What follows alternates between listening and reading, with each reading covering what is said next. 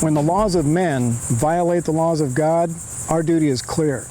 We must obey God rather than men. Hello everybody, Wild Bill for America here, and today in the USA, immoral laws are being passed that Christians cannot obey. Sexual immorality is at the top of the list. The Democrats have embraced the filthiest sexual practices and elevated them to the level of a new religion.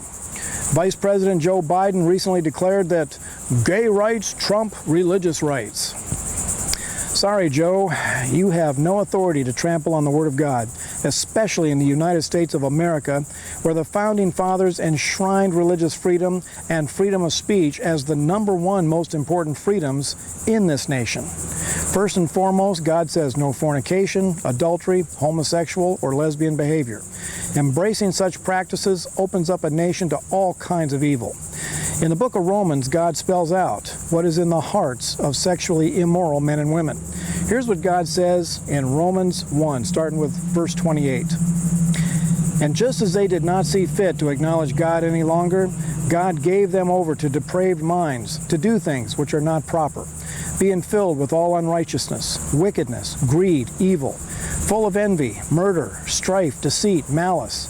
They are gossips, slanderers, haters of God, insolent, arrogant, boastful, inventors of evil, disobedient to parents, without understanding, untrustworthy, unloving, unmerciful, and although they know the ordinances of God, that those who practice such things are worthy of death, they not only do the same, but also give hearty approval to those who practice them.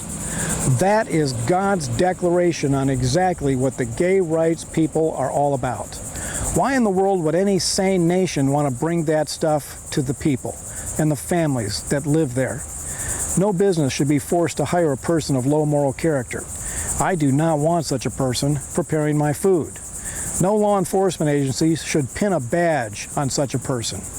No one who boasts of such a lifestyle should be trusted in public office.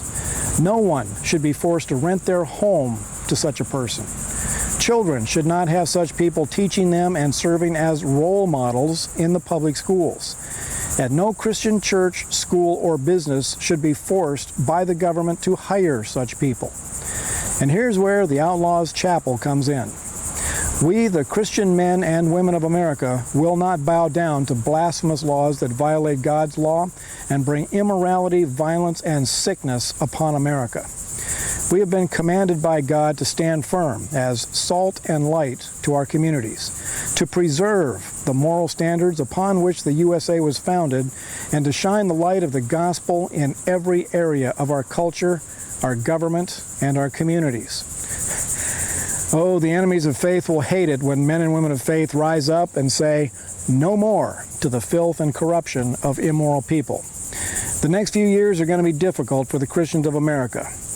There's a wicked wind blowing across the USA, and us outlaws, the men and women who disobey the laws of men in order to obey the higher law of God, will stand firm.